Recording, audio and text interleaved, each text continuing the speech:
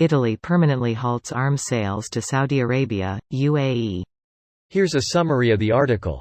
Italy has halted the sale of thousands of missiles to Saudi Arabia and the United Arab Emirates due to their involvement in the Yemen conflict, making permanent an 18-month temporary suspension.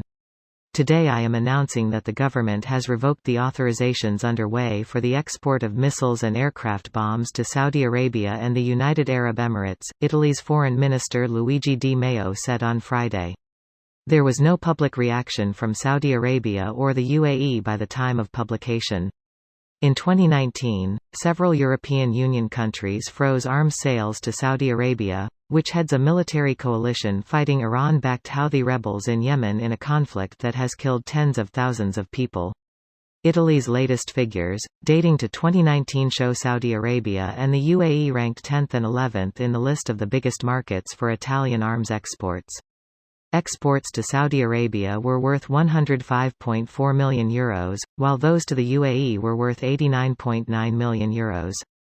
Italy's decision came in the wake of controversy over former Premier Renzi's guest appearance at a high-level event hosted by Saudi Crown Prince Mohammed bin Salman. This post received a score of 58,000, with an upvote ratio of 94%. Here are the top comments in response to this article. Nice. As a Canadian, I wish we would do the same. German here, I'm with you. A bit off topic, but the U.S. recently stole an advanced Russian air defense system from Libya. The Russian system was mounted on a German-made truck, supplied by the UAE, a U.S. ally, to rebels opposed to the UN and U.S.-backed Libyan government. The UN-US-backed group overran the UAE-backed group and captured and handed over the system. The world is complicated and messy. Alliances in Syria is even worse. The U.S. recently acquired a Pantsir S-1 truck-mounted air defense system from a rogue UAE general, who got it from the Russians. Is it really smuggling if you put it in the back of a C-17 though?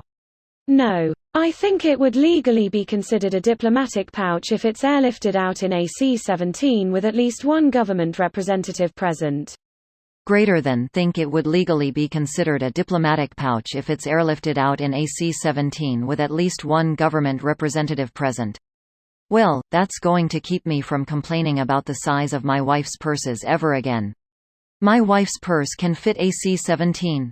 Just be glad that 17 isn't a 5.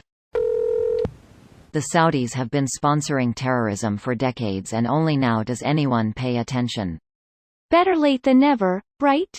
Now that the US finally did something about it, the countries like UK, France, Italy, and Germany can finally follow suit, since they don't do much leasing these days on the international front. I hate the direction US geopolitics has gone the last 4 years, but I'm definitely not impressed by the way EU has dealt with it and would be far more impressed if they could make any big moves internationally on their own without Big Brother USA leading the way. The Italian Prime Minister signed the ban 1 week before Biden did the same with the U.S. suspension, but it became official only yesterday due to some technical procedures. Plus there was already a suspension since July 2019. We are renowned for our technical procedures. Grazie, ragazzi. I will miss Seb at Ferrari, even if last year was dismal.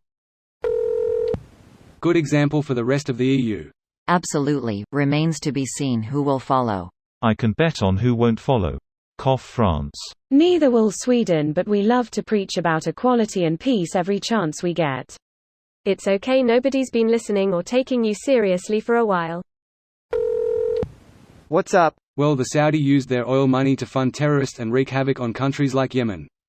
Before with the help of the US, Italy and some other countries. Now hopefully none. This video was automatically created by Reddit to speech. The article and comments in this video were selected from Reddit according to their upvotes, and any paraphrasing was performed by smmry.com, without any human intervention.